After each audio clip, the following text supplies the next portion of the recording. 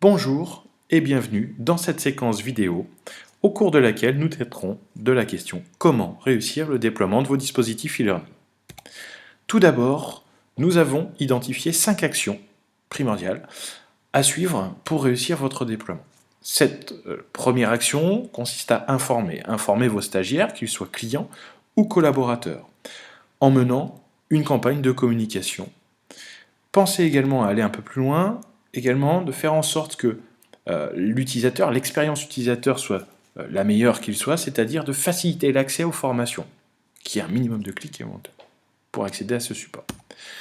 Deuxième action qui consiste à former vos collaborateurs ou encore une fois vos clients, donc vos stagiaires. Eh bien, il faut, avant même de les former, au début de la formation, leur présenter ce qu'est le programme de formation, combien de temps il va être nécessaire éventuellement pour suivre ces formations. Tutorer est la troisième action à mener. Nous entendons par tutorer, d'assurer le suivi pédagogique des stagiaires, de savoir où ils en sont, comment ils se positionnent. Également, pensez, dans les actions de tutorat, à relancer les stagiaires. Si on relance les stagiaires, forcément, on aura des taux de participation qui seront beaucoup plus importants. Avant-dernière action à mener, qui est une étape là ici de certification, donc c'est de permettre finalement à vos stagiaires de disposer d'une attestation de suite formation, mais même au-delà, c'est d'une reconnaissance de la réussite de leur formation, donc pourquoi pas un diplôme ou un certificat qui justifie de la bonne réussite de la formation, du bon suivi de la formation. Cinquième action du déploiement qui consiste à analyser. Analyser quoi ? Et sous quelle forme ? Sous forme d'enquête qualitative, ce qu'on appelle les évaluations à chaud, souvent post-formation en présentiel. On va vérifier si le stagiaire est plutôt satisfait de la formation, si les conditions d'accueil étaient bonnes pour la formation présentielle. Il en va de même également pour la formation à distance. Il ne faut pas hésiter à évaluer et à questionner les stagiaires sur la qualité de vos actions de formation. En retour, il peut être aussi intéressant derrière d'envisager d'optimiser vos prochains déploiements, prochaines formations. Une formation, ça vit, ça doit subir des mises à jour pour toujours essayer de satisfaire les besoins de vos clients. Donc stagiaires, collaborateurs ou éventuellement clients. Si nous prenons la première action qui consiste à informer, nous allons rentrer dans le premier sous-ensemble qui consiste à mener une campagne de communication. Il faut absolument, et tant que faire se peut, mettre en place cette fameuse campagne de communication pour essayer d'adresser un maximum de stagiaires et surtout d'obtenir les meilleurs taux de participation, que vous soyez sur des clients internes ou externes en termes de formation. Donc l'externe, ça on est bien d'accord que si vous ne menez pas une campagne de communication, il va vous être difficile de commercialiser votre offre de formation. Et pour les internes, ceux qui sont inscrits à la formation, il faut aller les chercher et les inviter à revenir. Donc pour ça, vous avez plusieurs outils de communication à votre disposition. Nous en avons identifié que quelques-uns, donc il y a éventuellement le teaser. Imaginez, comme lorsque l'on a un film, c'est une publicité qui doit faire la promotion et l'éloge de votre action de formation. Essayez qu'elle ne dure pas plus d'une minute, si possible entre 30 secondes et 1 minute. Et dans cette séquence, vous allez passer les messages forts, les attentes, pourquoi pas le jour et l'heure à laquelle la formation sera accessible. Donc voilà, ça fait partie des éléments de communication que vous pouvez utiliser. Également le mailing, qui est une solution qui fonctionne. Donc là, vous envoyez dans la messagerie personnelle ou éventuellement professionnelle donc de vos stagiaires des informations les invitant à se connecter. Pensez également à votre site internet ou à votre intranet, cet espace sur lequel tous les stagiaires potentiels peuvent venir se connecter et consulter de l'information. Pensez également à ce que ce message publicitaire, ces bandeaux publicitaires, soient lisibles sur l'ensemble des matériels. Si le stagiaire se connecte sur une tablette, sur un smartphone, un PC, qu'il ait un écran plus ou moins important, il faut que le message reste clair et que l'information ne soit pas coupée. À aucun cas. Les réseaux sociaux, donc, sur lesquels vous allez pouvoir vous appuyer également pour communiquer, donc soit les réseaux sociaux externes comme on le voit ici, mais ça peut être aussi des réseaux sociaux internes, si vous avez un Yammer ou ce genre de réseaux sociaux, de RSE, de réseaux sociaux d'entreprise, vous avez des réseaux sociaux d'entreprise, n'hésitez pas à communiquer également dessus et à mixer avec les bandeaux publicitaires sur ce support-là. Enfin, le papier reste aussi encore un très très bon outil de communication, les flyers que vous allez pouvoir positionner éventuellement dans les salles de réfectoire, éventuellement dans les salles de pause, voilà, plusieurs endroits où ces flyers pourront du coup être déposés et fournis, pourquoi pas, à des relais, managers qui eux pourront se charger de la distribution, pourquoi pas. Voici quelques outils de communication, il y en a d'autres bien entendu, ce n'est ici que des approches on vous amène. Hein. Deuxième sous-étape dans l'information, eh bien faciliter l'accès aux formations. Donc c'est surtout pour les apprenants.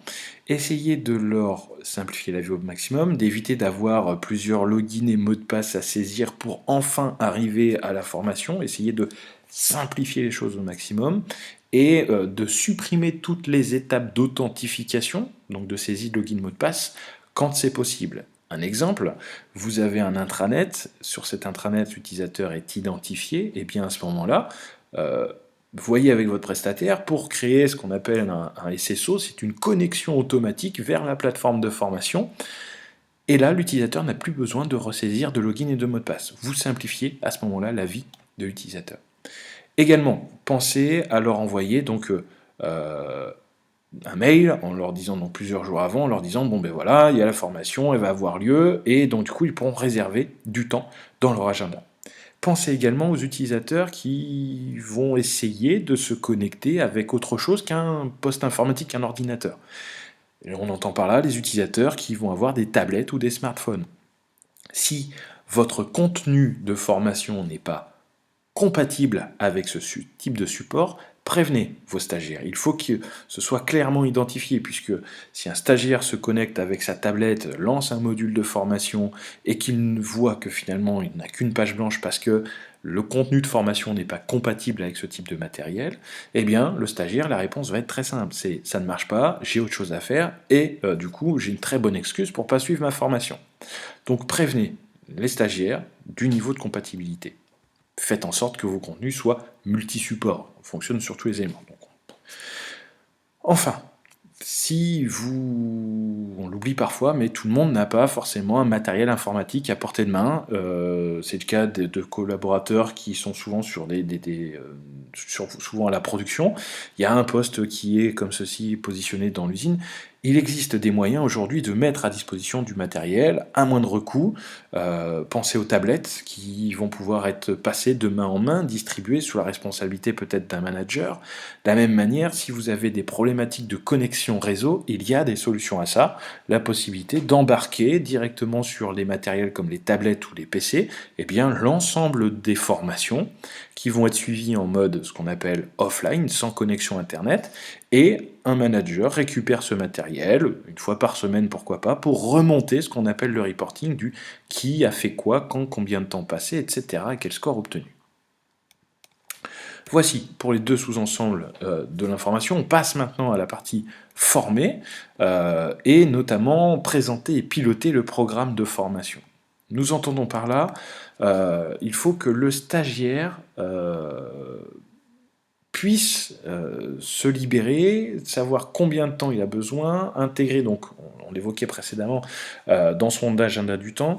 Il faut que le stagiaire sache exactement lorsqu'il lance sa formation, pour combien de temps il en a, au moins pour une première séquence, si vous travaillez sur une formation qui est constituée de plusieurs séquences. Essayez également d'être sur des séquences les plus courtes possibles. Il est tellement plus facile de finir une formation, je sais que j'ai un impératif, je me dis, en tant que stagiaire, il me reste 3 minutes dans ma formation, je vais aller au bout, c'est tellement plus facile de le faire sur le module de 10 minutes qu'un module de 20 minutes, puisque plus le module va être long, et plus vous aurez besoin de temps, donc essayez de trouver à découper, à ce qu'on appelle granulariser, créer des séquences les plus courtes qu'il soit, pour que le stagiaire puisse à la fois les commencer et les terminer, et surtout pouvoir revenir sur des séquences en ce qu'on appelle formation juste à temps. Je me souviens, j'avais vu quelque chose, j'ai besoin d'une information, je vais la chercher plus rapidement dans une petite séquence que, imaginez, dans une séquence très longue dans laquelle il va falloir que je navigue dans le menu pour aller chercher l'info et il va me falloir un temps monstrueux pour le faire. Donc granularisez tant que possible et faites des séquences très courtes. Programmez également cette fameuse mise à disposition des séquences de formation. On a pu voir chez certains clients Des mises à disposition de contenu qui se faisaient sous la validation d'un N+1 ou d'un responsable formation. Imaginez que vous ayez finalement 3 chapitres dans votre formation et vous ne pouvez accéder au chapitre 2 que si votre responsable a validé ces éléments-là. Pourquoi? Parce que l'outil imposait que ça se passe comme ça. Essayez de vous outiller, d'avoir des solutions logicielles qui vont vous permettre justement d'automatiser un maximum de choses pour que le stagiaire ne se sente pas coupé dans sa progression. Un stagiaire motivé, il ne faut surtout pas l'arrêter, il va falloir l'aider et au contraire et l'accompagner à avoir un maximum d'informations. S'il veut l'info à un instant T, il faut lui donner. Voilà pour la première partie, pour la partie formée. Nous passons maintenant à la partie tutorée. Tutorée, donc assurer un suivi pédagogique. Pour assurer ce suivi pédagogique, établissez un reporting régulier.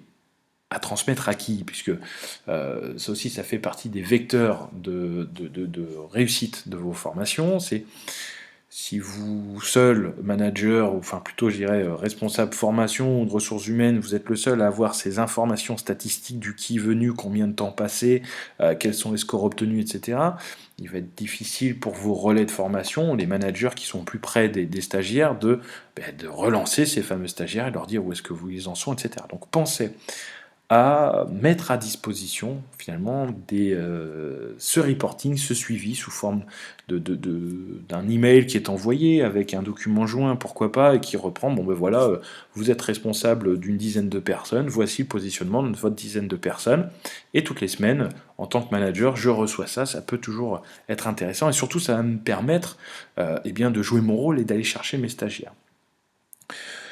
Sur les reportings également, il faut penser que ces reportings vont pouvoir être des outils intéressants pour travailler sur ce qu'on va appeler les indicateurs de performance clés du e-learning. On entend parler taux de participation, taux de complétude, compétences métiers, taux de productivité, taux de capitalisation pédagogique. Donc il y a plusieurs indicateurs sur lesquels vous pouvez vous appuyer, sur lesquels on pourra vous accompagner également. Donc si le relais de formation, et je reviens dessus et on terminera sur cette partie-là, si le relais de formation ne dispose pas de reporting régulier, d'informations statistiques en temps réel, et bien du coup, il ne pourra pas jouer son rôle de relais. Donc faites attention, fournissez-leur, envoyez-leur automatiquement par mail ces informations-là. Permettez-leur également d'aller voir en temps réel sur des outils de tableau de bord, sur le logiciel que vous proposez pour diffuser la formation. Voilà, il faut essayer de leur donner tous les outils pour faire leur job. Relancer les stagiaires, ça fait partie également des actions de tutorat qui vont permettre de réussir vos déploiements de formation. N'hésitez pas à relancer vos apprenants sur tous les canaux de communication qui sont à votre portée. Je vais reparler des teasers que l'on avait tout à l'heure. Donc imaginez, vous avez fait un teaser au lancement, et bien il y en a un au moment donné quand vous relancez les stagiaires qui donne du tempo réellement dans vos actions de formation. Encore une fois, communiquez sur votre site internet, intranet, sur les réseaux sociaux. Voilà. N'hésitez pas à adresser un maximum de stagiaires par tous les vecteurs, comme l'envoi de SMS également. Ça fait partie des choses qui sont possibles. Alors, je fais une petite parenthèse également, c'est que dès lors que vous avez un outil informatique et dans lequel il y a des informations administratives, ne serait-ce que nom, prénom, adresse email des collaborateurs, voire pour l'envoi de SMS, de numéros de téléphone qui peuvent être professionnels ou personnels, vous êtes dans l'obligation d'établir une déclaration à la CNIL, donc, qui est l'organisme qui gère justement informatique et liberté. Donc il y a différents formats de formulaires qu'il faut remplir. Il y en a un en particulier qui est un formulaire simplifié qui répond à pas mal d'obligations. Donc là-dessus, encore une fois, Digity Concept peut vous accompagner et on accompagne de toute façon l'ensemble de nos clients sur ces problématiques-là. Un exemple ici de résultats de relance chez Nouvelles Frontières, nous sommes parvenus à obtenir, donc je vois qu'il y a une faute sur notre vidéo, sur le support, donc on la corrigera, mais donc Nouvelles Frontières parvient à obtenir des taux de participation de plus de 90% pour des formations en libre service. Ce sont des scores qui sont simplement extraordinaires, et comment est-ce qu'ils ont réussi à avoir des taux de participation aussi bons? Eh bien en relançant leurs apprenants donc tous les 10 jours, ça c'était un des premiers moyens, et le deuxième qui est un Un autre moyen également, dont on parlera un petit peu plus tard, c'est d'intégrer de l'incentive dans la formation. Donc on entend par incentive, c'est quoi? C'est la motivation, hein, c'est un terme anglais, en mettant en place des challenges, éventuellement en offrant des prix à ceux qui vont avoir les meilleurs scores et ayant passé un minimum de temps sur du coup la formation. Donc voici, pour cette troisième étape, cette troisième action, nous rentrons dans la quatrième action qui est l'action donc de certification, l'envoi d'attestations de suivi de formation. Alors, les stagiaires ont besoin, au-delà de l'attestation de suivi formation qui justifie qu'ils étaient présents, etc., qui répond surtout à des problématiques administratives, ils ont besoin, et c'est intéressant, de leur fournir un certificat, un diplôme, donc il y en a ici quelques exemples en dessous, qui peuvent être plus ou moins humoristiques sur ces diplômes, mais c'est un document qui va permettre de réellement formaliser le suivi de leur formation, le fait que j'y étais, je l'ai fait, et en plus ils pourront le placarder, enfin, s'ils sont vraiment à ce point fiers d'avoir suivi cette formation, et surtout le fait d'avoir cette reconnaissance professionnelle. Je suis expert de niveau 3, je suis très satisfait, c'est le niveau ultime, je vais le présenter fièrement dans mon bureau, quand j'aurai des collaborateurs qui vont dire « Ah, t'as passé, j'étais niveau 3, oui je suis », c'est pas forcément mon ego démesuré qui vous montrera ça, mais voilà, je suis fier de ça, et donc du coup, je veux que ça sache pourquoi pas. Donc il y en a qui cacheront éventuellement ce diplôme, mais voilà, fournissez un diplôme, un certificat, le stagiaire sera toujours content de le présenter. Donc, si vous n'êtes pas aujourd'hui outillé avec un logiciel qui vous permet d'éditer des certificats de suivi de formation de manière automatique, n'envisagez même pas de le faire manuellement, puisque c'est quelque chose qui va vous prendre un temps fou, d'autant que si vous faites une réussite de tous vos projets, de tous vos déploiements de formation e-learning, vous risquez d'avoir de plus en plus de stagiaires, ce que je vous souhaite, et à ce moment-là, vous risquez surtout d'avoir une surcharge énorme et d'être obligé d'embaucher des personnes pour faire ce travail-là. C'est un petit peu dommage, il y a des personnes qui peuvent être positionnées sur d'autres postes, et là surtout, il y a des outils qui permettent d'automatiser tout ça. Voici pour cette partie donc certifiée, ce qui nous amène à la dernière partie donc, qui va permettre d'analyser le dispositif. Donc, pensez à mener des enquêtes qualitatives. Donc, ces enquêtes qualitatives, si vous visez l'excellence pour votre entreprise, c'est ce qui est souvent le cas pour tous, enfin qui est même le cas pour tous, eh bien vous devez également faire en sorte que vos actions de formation soient également excellentes. Donc, pour ça, il faut que vous pensiez, après chaque dispositif de formation déployé, donc c'est le cas pour la formation traditionnelle, ce qu'on appelle la formation présentielle, eh bien il faut faire de même pour la formation à distance, et il va falloir faire un formulaire, un questionnaire. Donc il y a des modèles qui existent par défaut, on peut vous en fournir également, et bien mesurer donc la qualité du contenu pédagogique. Donc on entend par la qualité du contenu et de travailler, de l'analyse sur deux indicateurs. Un, ce qu'on appelle le niveau de scénarisation pédagogique. Est-ce que j'avais des petits bonhommes qui sautaient partout et c'était très sympa?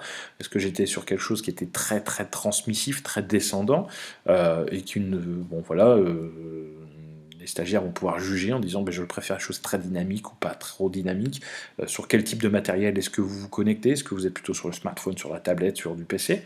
Et également d'analyser sur le rendu graphique. Ce rendu graphique, c'est est-ce qu'il y avait beaucoup d'images, pas beaucoup d'images? Est-ce que l'utilisation de la vidéo est quelque chose que vous avez apprécié? Est-ce que vous avez apprécié d'avoir un fichier PDF en fin de module de formation qui fait la synthèse de l'ensemble de la séquence que vous avez vue? Voilà.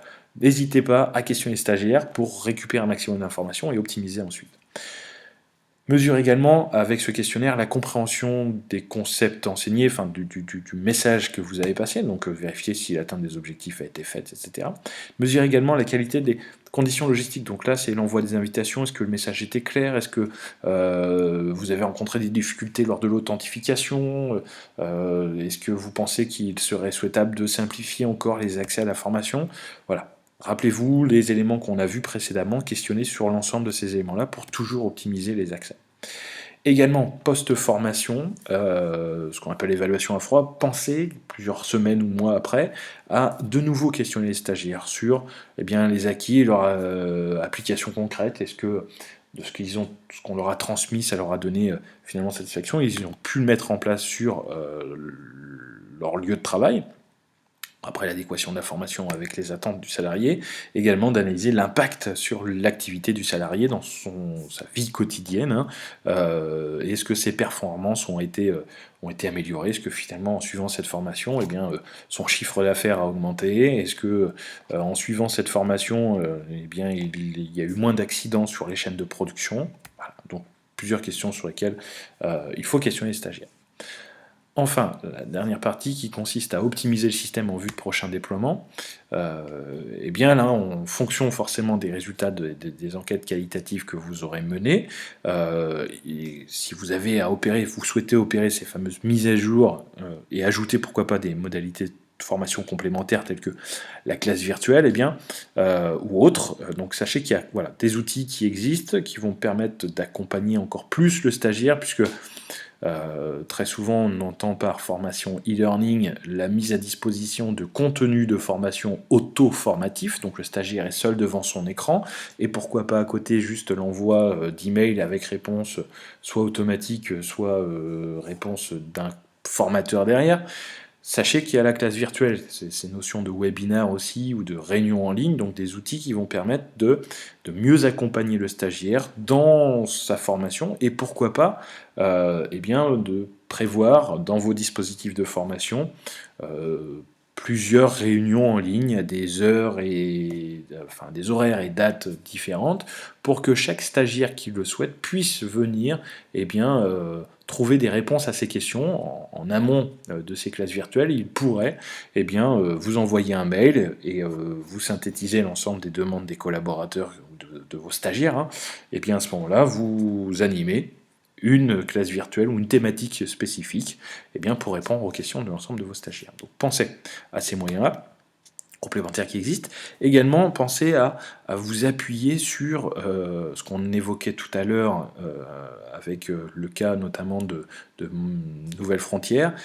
Pensez aux notions d'incentive, de motivation des stagiaires. Donc la motivation par la mise en place de challenges, mais également par la mise en place de notions de gamification. Alors c'est quoi? C'est d'intégrer une notion de jeu dans la plateforme. C'est-à-dire vous suivez des modules de formation, et bien à chaque fois que vous avez suivi un module, eh bien je vais vous remettre un badge. Le module 1 correspond au badge 1, module 2 à un badge 2, etc., etc. L'objectif étant d'obtenir l'ensemble des badges à disposition, et dès que le stagiaire a récupéré l'ensemble des badges, ça veut dire qu'il a atteint l'ensemble des compétences qui étaient attendues, et à ce moment-là on lui délivre eh bien, soit des choses matérielles, soit des choses immatérielles. Donc ça peut être des diplômes, encore une fois, ça peut être encore un week-end pour deux, éventuellement, sur une Smartbox ou Underbox. Il faudrait que je liste l'ensemble des noms qui existent pour ne pas faire de préférence, mais voilà, ça fait partie des éléments qui peuvent être mis en place et proposés, donc tel que je challenge, et notion de gamification. Également, qui n'est pas indiqué ici sur l'écran, mais ça fait partie aussi des choses que certaines plateformes de formation proposent, c'est de...